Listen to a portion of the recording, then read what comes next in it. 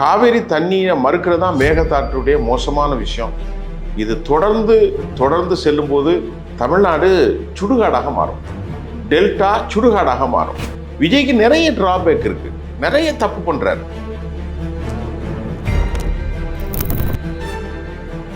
உதயநிதிக்கு பெரிய அனுபவம்லாம் ஒன்றும் கிடையாது. அவர் பெரிய அனுபவம் உள்ள தலைவரை மாதிரி ஒன்றும் விமர்சிக்க முடியாது. யாரா விஜய்? அதிமுக காலி, இனி எந்த காலத்துக்கும் ஏடிஎம்கே உருப்படாது. இப்போ போற போக பார்த்தா திமுகவுக்கும் ரொம்ப சிக்கல் தான் இருக்கு.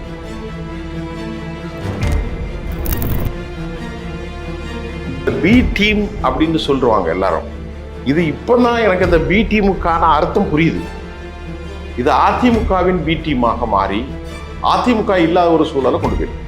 அதிமுக திமுக வர்றதே கொள்ளடிக்கு தான் வர்றான். கேவலமான மனிதர், உலகத்திலே ஒரு கேவலமான மனிதர்னா அவர் தான். ஏன்னு கேட்டீங்கன்னா 12 முறை தோத்த போறோம் ஒருத்தன் கட்சி தலைமையில் இருக்க மாட்டான்.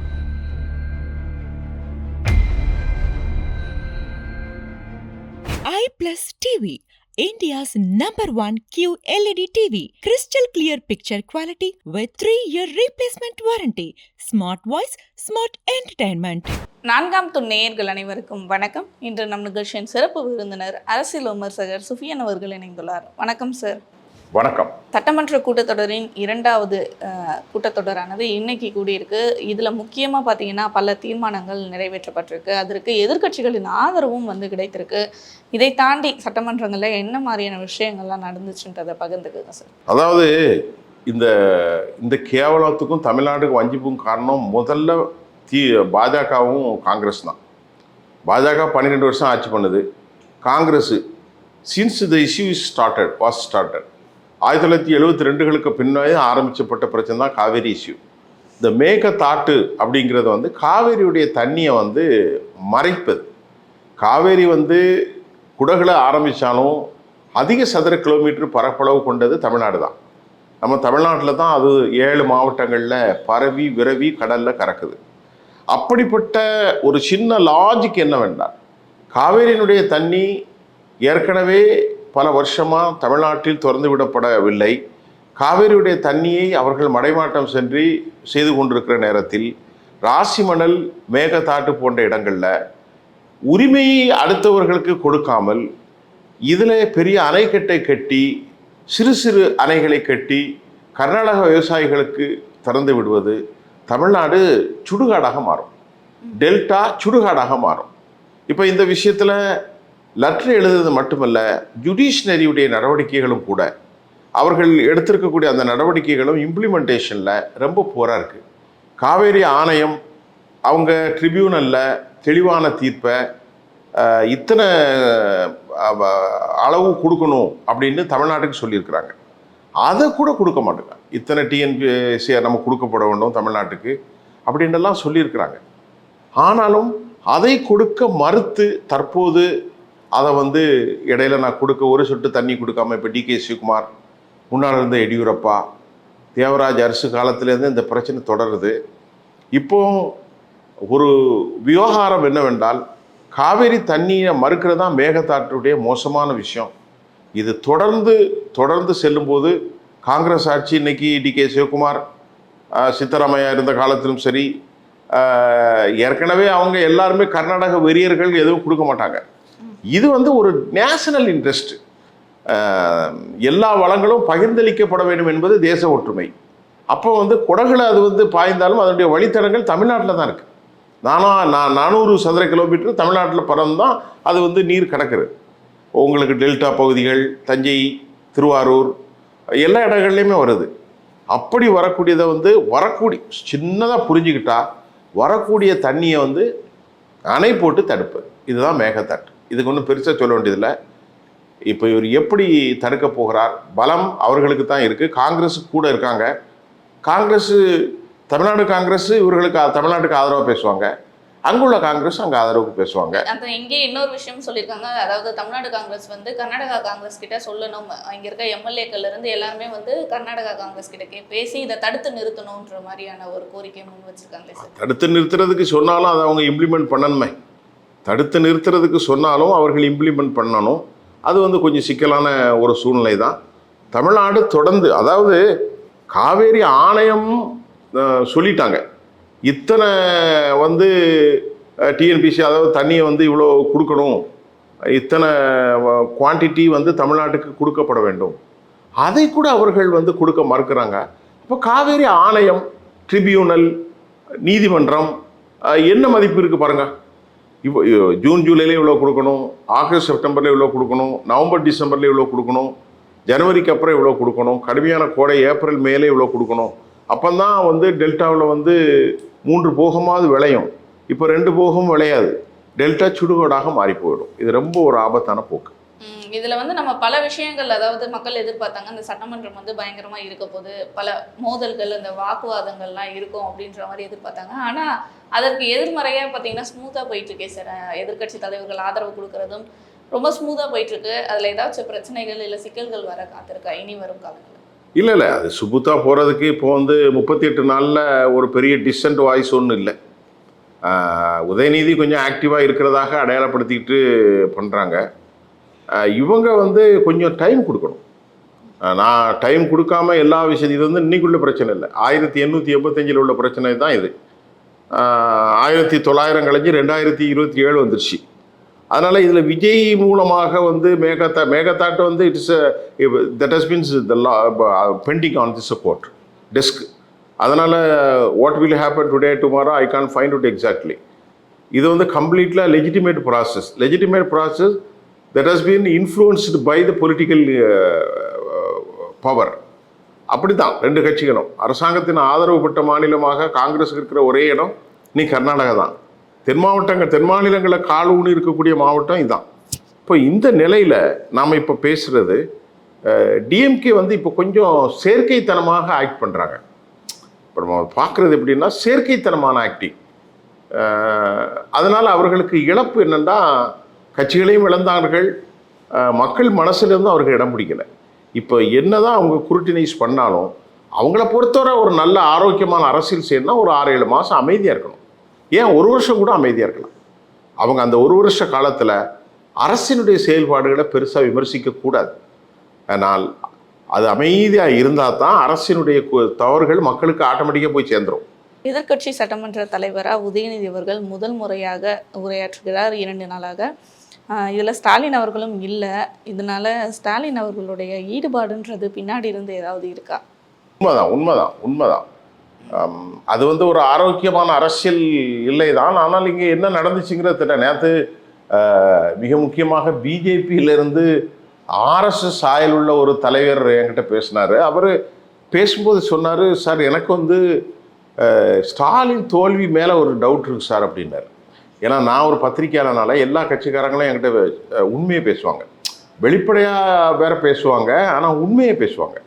வெளிப்படையாக என்கிட்ட பேட்டி எடுக்கும்போதே வேற மாதிரி பேசுவாங்க. அவங்க ஸ்டாலின் தோல்வியிலேயே வேற ஏதாவது இவிஎம் மாதிரி ஏதாவது ஒரு குளறுபடிகள் இருக்கிற மாதிரி அவர் என்கிட்ட சொல்கிறாரு. சொன்னவர் ஒரு ஆர்எஸ்எஸ் பின்புலம் கொண்ட பிஜேபியினுடைய செயல்பாட்டாளர். இன்றைக்கி இப்போ ஒரு அதிமுகவில் இருக்கார். நீங்கள் யாரையும் யூகிக்க முடியாது, அந்த மாதிரி ஒரு தலைவர் அவர். இப்போ அந்த இடத்துல இப்போ உதயநிதி வந்திருக்காரு. உதயநிதிக்கு பெரிய அனுபவம்லாம் ஒன்றும் கிடையாது. அவர் வந்து பெரிய அனுபவம் உள்ள தலைவரை மாதிரி ஒன்றும் விமர்சிக்க முடியாது. யாராவது விஜய்க்கு நிறைய ட்ராபேக் இருக்குது, நிறைய தப்பு பண்ணுறாரு.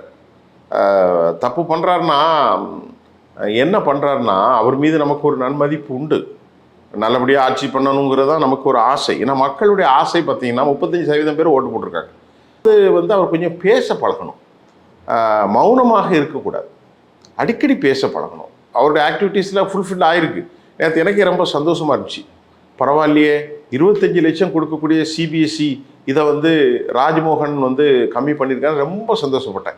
இது டிஎம்கே ஆட்சியில் சாத்தியமே கிடையாது. காசை வாங்கியே பழக்கப்பட்டவங்க. அப்போ முதலாக தமிழ்நாட்டுக்கு ஒரு வெளிச்சம் தெரியுது விஜயுடைய ஆட்சியில். அப்படி தான் நான் பார்க்குறேன். முழுமையாக அவர்கள் ஊழலை ஒழித்து, லஞ்ச லாவணியத்தை ஒழித்து, பலாத்காரங்களை ஒழிக்கக்கூடிய வாய்ப்பு இருக்குது. ஆனால் அவர் சன்ன திருத்தணும்.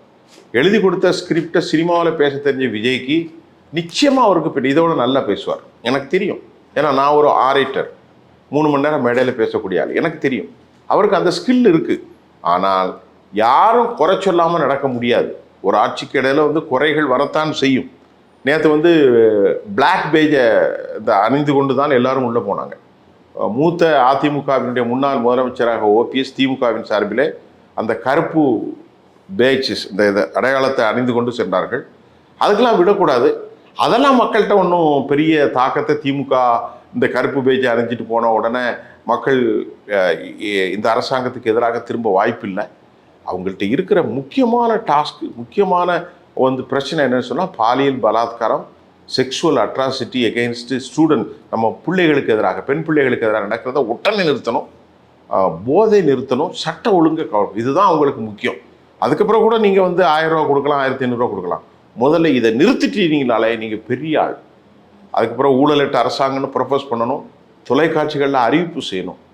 பட் நம்ம எப்போவுமே ஒரு பாசிட்டிவாக தான் பார்க்கணும், எடுப்பிலே பண்ணக்கூடாது. அவருக்கு நட்பு அடிப்படையில் நான் இந்த 2 செய்தியும் சொன்னேன். அவர் அதை செய்யலாம், செய்யாமல் இருக்கலாம், அது அவருடைய இஷ்டம். இனி வர காலங்கள் எப்படி இருக்கும்? இதற்கடுத்து விஜய் அவர்களுடைய நகர்வு எப்படி இருக்கும் சார்? இடைத்தேர்தல் வரவிருக்கு. எத்தனை சட்டமன்ற தொகுதிகளை நம்ம எதிர்பார்க்கலாம் இடைத்தேர்தலில்? அதாவது இது எப்படின்னா, அந்த பி டீம் அப்படின்னு சொல்லுவாங்க எல்லாரும். இது இப்போ தான் எனக்கு அந்த பி டீமுக்கான அர்த்தம் புரியுது. இது அதிமுகவின் பி டீமாக மாறி அதிமுக இல்லாத ஒரு சூழலை கொண்டு போயிடும். இப்போ நீங்கள் இணையதெல்லாம் எந்த கட்சியிலேருந்து அதிகமாக இணைஞ்சிருக்காங்க? அதிமுகலேருந்து இணைகிறாங்க. அதிமுகவில் கிட்டத்தட்ட நீங்கள் பாருங்கள், இப்போ நிற்கிற போட்டியாளர்கள் யார் பாருங்கள். தாராபுரத்தில் சத்யபாமா, பெருந்துறை ஜெயக்குமார், அதுக்கப்புறம் மதுராந்தகத்தில் மரகதம் சிவி விஜயபாஸ்கர், சமுத்திரத்தில் இசைக்கு சுப்பையா, அவர் ஒரு தொகுதியை ரிசைன் பண்ணியிருக்காரு. திருச்சி கிழக்கு தானே, கிழக்கு. இப்போ இத்தனை தொகுதிகளும் 6 தொகுதி. இது அல்லாமல் சாரையாக வந்து கொண்டிருக்கிறார்கள். மூத்த தலைவர் ஏற்கனவே செங்கோட்டையன் வந்துட்டார், நிர்மல்குமார் ஏற்கனவே வந்துட்டார், ஆதவ் அர்ஜுன், எல்லாருமே வெளியூர்லேருந்து வந்தவங்க தான். நிர்மல்குமார் அதிமுக, பிஜேபி, ஏடிஎம்கே இங்கே வந்தாங்க. ஆதவ் அர்ஜுன் விடுதலை சிறுத்தைகள், திமுக விடுதலை சிறுத்தைகள் அங்கேருந்து இங்கே வந்தாங்க. நல்லா புரிஞ்சுக்கிடுங்க. இப்போது விஜயதரணி போயிருக்காங்க, அவங்க முன்னாள் எம்எல்ஏ. இப்போ நல்ல ஒரு எமினன்ஸ் ஃபிகராக வந்திருக்காங்க. ஆனால் இதில் அவர் என்ன செய்யணும்னா, ஊழல்வாதிகளை சேர்க்காம அவாய்ட் பண்ணணும். ஏன்னா அதை எப்படி செய்ய போகிறான்னு அவருக்கு தெரியல. ஒரு அதெல்லாம் அவங்க பின்னாடி இந்த அதிமுக திமுகலேருந்து வர்றதே கொள்ளடிக்க தான் வர்றான். இவங்க அவங்க கொஞ்சம் சரி பண்ணணும். சரி பண்ணுறதுக்கான வாய்ப்பு இல்லைன்னா பேர் கெட்டு போயிடும். ஆனால் அது எல்லா விஷயமும் முதலமைச்சருடைய நேரடியான பார்வை மூலம் தான் நடக்குன்னு சொல்லியிருக்காரு. ஆனால் அவர் ரொம்ப வைப்ரண்ட்டாக ஒர்க் பண்ணுறாரு, எனக்கு புரியுது. விஜய் பேசலை, பட் அவர் ஒர்க் நல்லா பண்ணுறாரு. அவருடைய நாலேஜ் தாண்டி எதுவும் போன மாதிரி எனக்கு தெரியல. ஏன்னா அவர் கூட ஆள் இருக்காங்க, நிறைய பேசாமல் சாதிப்பார். ஏன்னா இவங்களெல்லாம் உள்ளே சேர்க்குறேன், கட்சியை பலத்துறன்னு கடைசியாக கட்சி நட்டாநாட்டில் கொண்டு விட்டுருவாங்க. கடைசியில் என்ன வரும், விஜய் நல்லா தான் சார், அவன் கூட இருந்தவங்களாம் சரியில்லை, அவனுக்கு எப்படி ஓட்டு போடுறது அப்படின்னு கொண்டு வந்துடுவாங்க. இந்த முறை நடந்தது சுனாமி, அடுத்த முறை சுனாமி நடக்காது. அடுத்த முறை நடக்கின்ற போது வேட்பாளரை பார்ப்பாங்க, அவனுக்கான சாதி பின்புலத்தை பார்ப்பாங்க, அவனுடைய தகுதியை பார்ப்பாங்க, தரத்தை பார்ப்பாங்க. இன்றைக்கி 41% ஜென்சி வாக்களித்தார்கள் என்பதற்காக எப்போதும் ஜென்சி வாக்கை வைத்தோ பொது சமூகத்தின் வாக்கை வைத்தோ சாதி வேறுபாடுகளை பார்க்காம போட மாட்டாங்க. It is impossible to get out. அதனால் அவர் ரொம்ப கவனமாக இந்த நீங்கள் சொன்ன மாதிரி கையாளணும். எடப்பாடி பழனிசாமிட்டு அநேகமாக நீங்கள் பார்த்தீங்கன்னா, நான் சொன்ன இவ்வளோ பேர் போயிட்டாங்க. சிவி சண்முகம் வெளியே நிற்கிறாரு, பெஞ்சமின் திமுகவில் போய் சேர்ந்துட்டார். அவர்கிட்ட இருக்கிறது முனுசாமியை வச்சுக்கிட்டுலாம் கதை ஓட்ட முடியாது. முனுசாமியை வச்சுக்கிட்டுலாம் ஒன்றும் நடக்காது. ஜெயக்குமார்லாம் இப்போ அவரே ஒன்றும் பண்ண முடியாது, ஒன்றும் பண்ண முடியாது. ஆனால் அவர் ஒரு கேவலமான மனிதர், உலகத்திலே ஒரு கேவலமான மனிதர்னா அவர் தான். ஏன்னு கேட்டிங்கன்னா, 12 முறை தோத்த போகிறோம் ஒருத்தன் கட்சி தலைமையில் இருக்க மாட்டான். 4 முறை, ஒரு முறை தோத்தாலே ரிசைன் பண்ணிட்டு போயிடுவான். அதுதான் முக்கியம். ஆனால் பதவியிலே நான் இருக்கணும்னு நினைக்கிறவன் கட்சியை அழிச்சு கூடார். அவர் அதிமுக காலி, இனி எந்த காலத்துக்கும் ஏடிஎம்கே உருப்படாது. இப்போ போகிற போக பார்த்தா திமுகவுக்கும் ரொம்ப சிக்கல் தான் இருக்குது. திமுகவை இதுவரைக்கும் காப்பாற்றியது அதனுடைய கூட்டணி தான். 1967 பேரறிஞர் அண்ணாவுடைய காலத்திலிருந்து ஐயா அவர்கள் ஒரு வருஷத்தில் இறந்துட்டார். கருணாநிதி முழுக்க 8-2-10 தான் இருந்தாங்க. இப்போ எல்லாமே சிக்கலில் இருக்குது. ஆனால் இவர்களுக்கான வாய்ப்பு இருக்குது. ஏடிஎம்கேலேருந்து ஆட்கள் இனி சாரையாக வந்து கொண்டே தான் இருப்பார்கள். நடிகை கௌதமிலாம் போயிட்டாங்க. அப்புறம் இன்னொரு சசிரேகான்னு ஒரு முக்கியமான ஆள், அவங்களும் போயிட்டாங்க. நிறைய பேர் போய்கிட்டே இருக்காங்க, இன்னும் வந்துக்கிட்டே தான் இருக்காங்க. இன்னும் சிலர் என்கிட்ட பேசுனாங்க. அவங்க பேசும்போது கூட நேற்று ஒரு முக்கியமான ஆள் சொன்னாங்க, நான் அமைதியாக இருக்கேன் அப்படின்ட்டு சொன்னாங்க. நீங்கள் அமைதியாக இருங்கன்னு என்கிட்ட அட்வைஸ் கேட்டாங்க. நமக்கு ரொம்ப வேண்டியவங்க, கட்சியில் கொஞ்சம் பெரிய ஆள், கொஞ்சம் அமைதியாக இருந்து அப்புறம் வாங்க யோசனை பண்ணிடணும். இந்த மாதிரி தான் நிலைமை இருக்குது. ஏன்னா இவருக்கு கூட இருந்து விளங்காதுன்னு தெரிஞ்சிச்சு, இன்னும் ஜெயிக்காது. அவர் கையில் கட்சி பணம் 10,000 கோடி இருக்குது. அப்புறம் அவரும் சம்பாதிச்சு வச்சிருக்காரு பல 1000 கோடியை. அதனால் நமக்கு அதிமுக பொதுச் செயலாளர் இருக்கும், ஜெயிச்சானா தோத்தானா நாம் எப்பவும் அதிமுக பொதுச் செயலாளர், 1 கோடி வாக்கள் நமக்கு இருக்குது என்ன அந்த ஆள் கட்சியை நாசம் பண்ணிட்டு இருக்காங்க தான் உண்மை. அதிமுக தாவேகாவின் பி டீமாக செயல்படுகிறதா? அதிமுக தாவேகாவுடைய பி டீம், அதை தான் இதை சொல்கிறேன். பி டீம் என்று சொன்னால் அங்கிருந்து இங்கே வந்துட்டாங்கன்னு அர்த்தம்.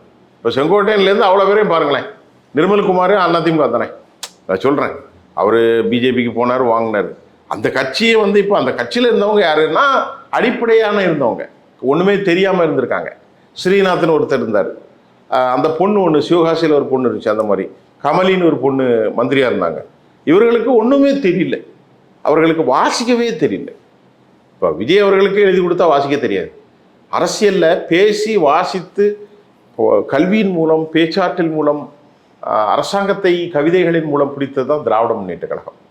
1967 பேரறிஞர் அண்ணா, நாவலர் நெடுஞ்செழியன், கலைஞர் திரு மு கருணாநிதி, மதியழகன், அதே மாதிரி ஈவிகே சம்பத்து, இந்த மாதிரி ஏராளமான பேர். நாவலர் இவர் நம்ம நாஞ்சில் மனோகரன், அதுக்கப்புறம் எம்ஜிஆரும் சிறந்த ஒரு பேச்சாளர். எம்ஜிஆருடைய பேச்சை நான் நேரடியாகவே கேட்டிருக்கேன், ரொம்ப அழகாக இருக்கும், ரொம்ப நல்ல அறிவுஜீவி. அப்படி ஒரு அறிவுஜீவிகளின் குழுமமாக இருந்தது. அன்னைக்கு வந்து ரோட்டில் ஒட்டிட்டு தொண்டன் இருந்தாலும் ஆனால் கட்சியில் நல்ல அறிவாளிகள் இருந்தாங்க. இன்றைக்கி அந்த டிஃப்ரெண்ட்னா அந்த கட்சியில் இன்றைக்கி ஒன்றும் யாருக்குமே விவரம் தெரியல. விசாரணத்துக்கு புஷியானதுக்கே ஒன்றும் தெரியாது. சும்மா ஒரு கட்சியினுடைய அந்த ரசிகர் மன்றம் தான். கொஞ்சம் விவரமான ஆளாக பார்க்குறது சபாநாயகர் பரவாயில்ல, செங்கோட்டையன் கொஞ்சம் ஓரளவுக்கு பரவாயில்ல. மற்றபடி ஒருவருக்குமே ஒன்றும் புரிதல் இல்லை. இருந்தாலும் நாம் அதை கடுமையாக விமர்சிக்கக்கூடாது, கொஞ்சம் டைம் கொடுத்து தான் பார்க்க முடியும். கண்டிப்பாக சார், தொடர்ந்து பேசுவோம் பல நிகழ்வுகளை பற்றி. நன்றி.